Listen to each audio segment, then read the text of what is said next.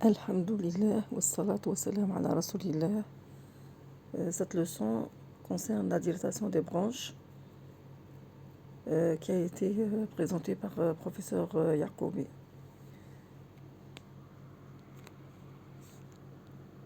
Donc pour la définition, la dilatation des branches est une augmentation permanente et irréversible du calibre des branches. Elle est le plus souvent Elle est de plus en plus fréquente et son diagnostic est amélioré grâce à la TDM thoracique.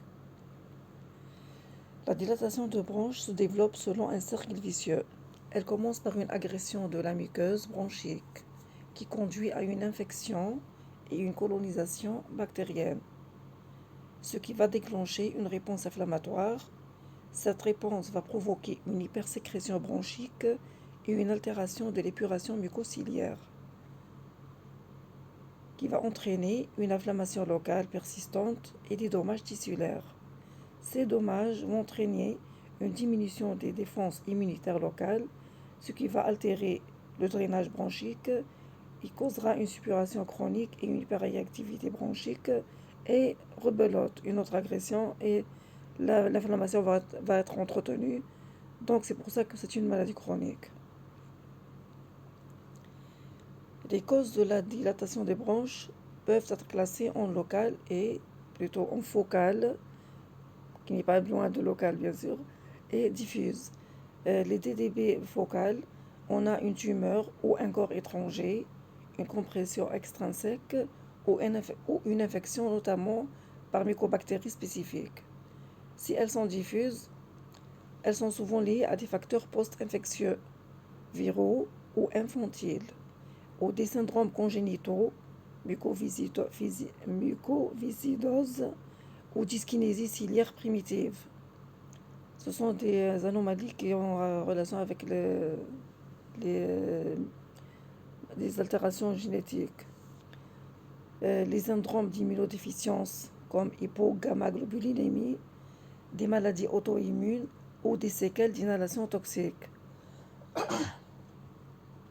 La moitié des cas sont dits idiopathiques, où les causes les plus fréquentes sont les facteurs post-infectieux, ou les déficits immunitaires, ou l'aspergillose bronchopulmonaire allergique.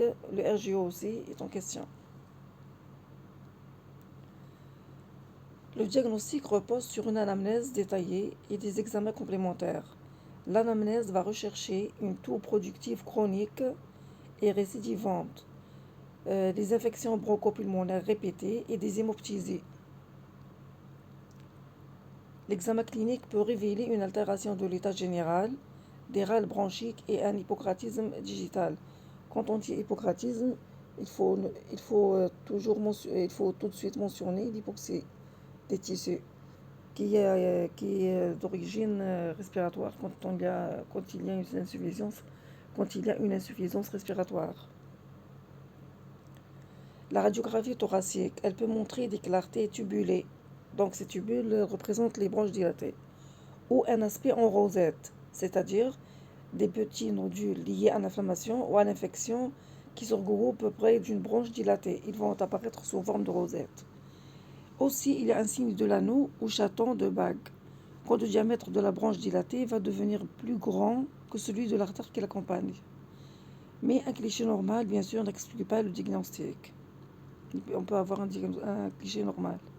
La TDM thoracique, c'est l'examen de référence. Il permet de visualiser les branches dilatées avec le diamètre, comme on l'a dit tout à l'heure, plus grand que celui de l'artère adjacente, qui fera un aspect en chaton de bague. Un chaton de bague, c'est une bague qui a, comment on dit, une bague solitaire. C'est une bague dont la perle qui est au-dessus est plus grande que l'anneau lui-même, que l'anneau qui entoure le doigt. Le traitement, les buts du traitement: améliorer le drainage bronchique, contrôler la colonisation bactérienne et les infections, réduire l'inflammation, traiter les complications, prévenir l'évolution vers l'insuffisance respiratoire. Et les principaux moyens thérapeutiques sont la kinésithérapie respiratoire quotidienne et l'antibiothérapie adaptée en cas de surinfection, et la prévention des infections comme par la vaccination, Et on peut envisager une chirurgie quand il y a des complications infectieuses ou en cas d'hémoptysie. Le traitement de la cause, si elle est identifiée et si elle est curable. C'est également crucial de traiter l'étiologie. L'évolution dépend du caractère localisé ou diffus de la maladie. Les formes localisées sont sujettes aux surinfections qui sont rares et bien tolérées et hémoptysie de faible abondance. Et quand elles sont diffuses, les surinfections seront répétées. On aura des suppurations pulmonaires, des hémoptysies parfois graves et risque d'insuffisance respiratoire chronique.